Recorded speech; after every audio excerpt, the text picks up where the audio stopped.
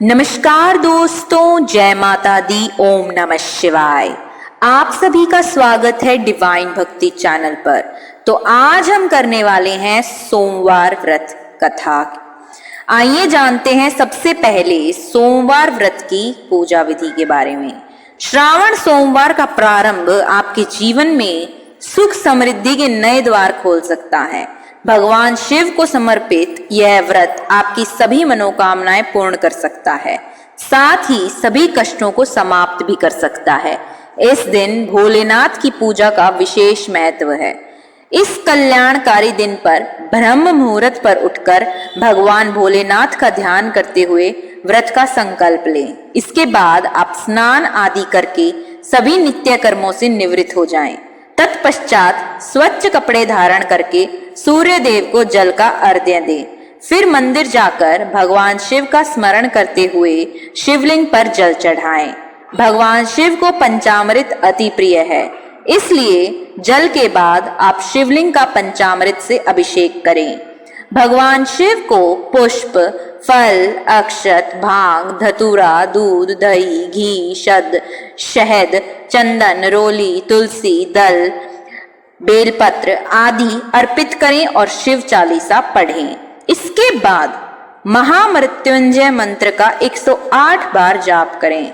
ऐसा करना इस दिन बेहद शुभ माना जाता है।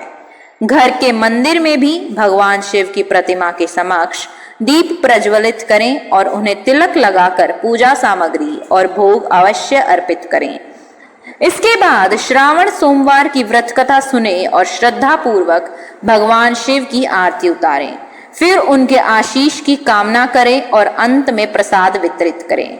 श्रावण के सोमवार के व्रत का विशेष महत्व है, इसलिए इस दिन फलाहार करके व्रत रखें। ध्यान रखें, व्रत में नमक का सेवन बिल्कुल भी ना करें। संध्या काल में विधि पूर्वक भगवान की पूजा पाठ करने के बाद ही व्रत का पारण कर सकते हैं। तो यह थी हमारी सोमवार व्रत की पूजा विधि। आइए अब जानते हैं सोमवार व्रत कथा के बारे में और सुनते हैं सोमवार व्रत कथा। एक बहुत धनवान साहूकार था, जिसके घर धन आदि किसी प्रकार की कमी नहीं थी, परंतु उसको एक दुख था कि उसके कोई पुत्र नहीं था। वह इसी चिंता में रात दिन रहता था। वह पुत्र की कामना के लिए प्रति सोमवार को शिवजी का व्रत और पूजन भी किया करता था तथा सायंकाल को शिव मंदिर में जाकर शिवजी के श्री विग्रह के सामने दीपक जलाया करता था। उसके इस भक्ति भाव को देखकर एक समय पार्वती जी ने शिवजी महाराज से कहा कि महाराज, यह साहूकार आपका अनन्य भक्त है और सदैव आपका व्रत और पूजन बड़ी श्रद्धा से करता है। इसकी मनोकामना पूर्ण करनी चाहिए। शिवजी ने कहा, हे पार्वती, यह संसार कर्म क्षेत्र है। जैसे किसान खेत में जैसा बीज बोता है वैसा ही फसल काटता है, उसी तरह इस संसार में जो जैसा कर्म करते हैं वैसा ही फल भोगते हैं। पार्वती जी ने अत्यंत आग्रह से कहा, महाराज, जब यह आपका अनन्य भक्त है और इसको अगर किसी प्रकार का दुख है तो उसको अवश्य दूर करना चाहिए, क्योंकि आप सदैव अपने भक्तों पर दयालु होते हैं और उनके दुखों को दूर करते हैं। यदि आप ऐसा नहीं करोगे तो मनुष्य आपकी सेवा तथा व्रत क्यों करेंगे? पार्वती जी का ऐसा आग्रह देख शिवजी महाराज कहने लगे, हे पार्वती, इसके कोई पुत्र नहीं है। इसी चिंता में यह अति दुखी रहता है। इसके भाग्य में पुत्र न होने पर भी मैं इसको पुत्र की प्राप्ति का वर देता हूँ, परंतु यह पुत्र केवल 12 वर्ष तक जीवित रहेगा। इसके पश्चात वह मृत्यु को प्राप्त हो जाएगा। इससे अधिक मैं और कुछ इसके लिए नहीं कर सकता। ये सब बातें साहूकार सुन रहा था। इससे उसको न कुछ प्रसन्नता हुई और न ही कुछ दुख हुआ। वह पहले जैसा ही शिवजी महाराज का व्रत और पूजन करता रहा। कुछ काल व्यतीत हो जाने पर साहूकार की स्त्री गर्भवती हुई और 10वें महीने उसके गर्भ से अति सुंदर पुत्र की प्राप्ति हुई। साहूकार के घर में बहुत खुशी मनाई गई, परंतु साहूकार ने उसकी केवल 12 वर्ष की आयु जान कोई अधिक प्रसन्नता प्रकट नहीं की और न ही किसी का भेद ही बताया। जब वह बालक 11 वर्ष का हो गया तो उस बालक की माता ने उसके पिता से उसके विवाह आदि के लिए कहा, तो वह साहूकार कहने लगा कि अभी मैं इसका विवाह नहीं करूंगा, अपने पुत्र को काशी जी पढ़ने के लिए भेजूंगा। फिर साहूकार ने अपने साले को बुलाया, उसको बहुत सा धन देकर कहा, तुम इस बालक को काशी जी पढ़ने के लिए ले जाओ और रास्ते में जिस स्थान पर भी जाओ यज्ञ करते और ब्राह्मणों को भोजन कराते जाओ। वह दोनों मामा भांजे यज्ञ करते और ब्राह्मणों को भोजन कराते जा रहे थे। रास्ते में उनका एक शहर पड़ा। उस शहर में राजा की कन्या का विवाह था और दूसरे राजा का लड़का जो विवाह कराने के लिए बारात लेकर आया था वह एक आंख से काना था। उसके पिता को इस बात की बड़ी चिंता थी कि कहीं वर को देखकर कन्या के माता पिता विवाह में किसी प्रकार की अड़चन पैदा न कर दें। इस कारण जब उसने अति सुंदर सेठ के लड़के को देखा तो मन में विचार किया कि क्यों न दरवाजे के समय इस लड़के से वर का काम चलाया जाए। ऐसा विचार कर वर के पिता ने उस लड़के के मामा से बात करी तो वे राजी हो गए। फिर उस लड़के को वर के कपड़े पहना तथा घोड़ी पर चढ़ा दरवाजे पर ले गए और सब कार्य प्रसन्नता से पूर्ण हो गए। फिर वर के पिता ने सोचा कि यदि विवाह कार्य भी इसी लड़के से करा लिया जाए तो क्या बुराई है। ऐसा विचार करके लड़के और उसके मामा से ने कहा, यदि आप फेरों और कन्यादान के काम को भी करा दें तो आपकी बड़ी कृपा होगी और मैं इसके बदले में आपको बहुत कुछ धन दूंगा। तो उन्होंने स्वीकार कर लिया और विवाह कार्य भी बहुत अच्छी तरह से संपन्न हो गया। परंतु जिस समय लड़का जाने लगा तो उसने राजकुमारी की चुंदड़ी के पल्ले पर लिख दिया कि तेरा विवाह तो मेरे साथ हुआ है, परंतु जिस राजकुमार के साथ तुमको भेजेंगे वह एक आंख से काना है और मैं काशी जी पढ़ने जा रहा हूँ।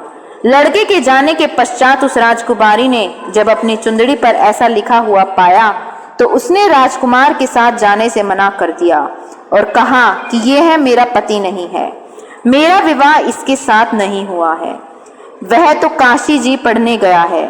राजकुमारी के माता पिता ने अपनी कन्या को विदा नहीं किया और बारात वापस चली गई। उधर सेठ का लड़का और उसका मामा काशी जी पहुंच गए। वहां जाकर उन्होंने यज्ञ करना और लड़के ने पढ़ना शुरू कर दिया। जब लड़के की आयु 12 साल की हो गई उस दिन उन्होंने यज्ञ रच रखा था कि लड़के ने अपने मामा से कहा, मामा जी आज मेरी तबीयत कुछ ठीक नहीं है। मामा ने कहा, अंदर जाकर सो जाओ। लड़का अंदर जाकर सो गया और थोड़ी देर में उसके प्राण निकल गए। जब उसके मामा ने आकर देखा कि वह मुर्दा पड़ा है तो उसको बड़ा दुख हुआ और उसने सोचा कि अगर मैं अभी रोना पीटना मचा दूंगा तो यज्ञ का कार्य अधूरा रह जाएगा। अतः उसने जल्दी ही यज्ञ का कार्य समाप्त कर ब्राह्मणों के जाने के बाद रोना पीटना आरंभ किया। संयोगवश उसी समय शिव पार्वती जी उधर जा रहे थे। जब उन्होंने जोर जोर से रोने की आवाज सुनी तो पार्वती जी कहने लगी, महाराज कोई दुखियारा रो रहा है, इसके कष्ट दूर कीजिए। जब शिव पार्वती ने पास जाकर देखा तो वह एक लड़का मुर्दा पड़ा था। पार्वती जी कहने लगी, महाराज यह तो उसी सेठ का लड़का है जो आपके वरदान से हुआ था। शिव जी कहने लगे, हे पार्वती इसकी आयु इतनी थी, सो भोग चुका। तब पार्वती जी ने कहा, हे महाराज इस बालक को और आयु दो, नहीं तो इसके माता पिता तड़प तड़प कर मर जाएंगे।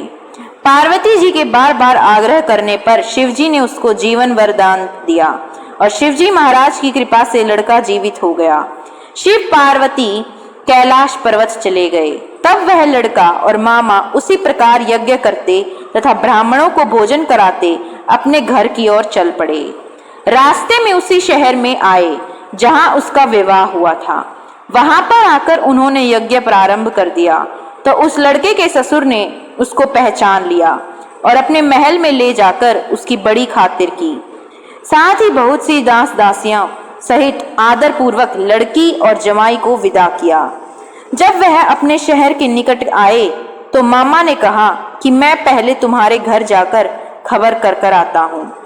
जब उस लड़के का मामा घर पहुंचा तो लड़के के माता पिता घर की छत पर बैठे थे और यह प्रण कर रखा था कि यदि हमारा पुत्र सकुशल लौट आया तो हम राजी खुशी नीचे आ जाएंगे, नहीं तो छत से गिरकर अपने प्राण खो देंगे। इतने में उस लड़के के मामा ने आकर यह समाचार दिया कि आपका पुत्र आ गया है। तो उनको विश्वास नहीं आया। तब उसके मामा ने शपथ पूर्वक कहा कि आपका पुत्र अपनी स्त्री के साथ बहुत सारा धन लेकर आया है।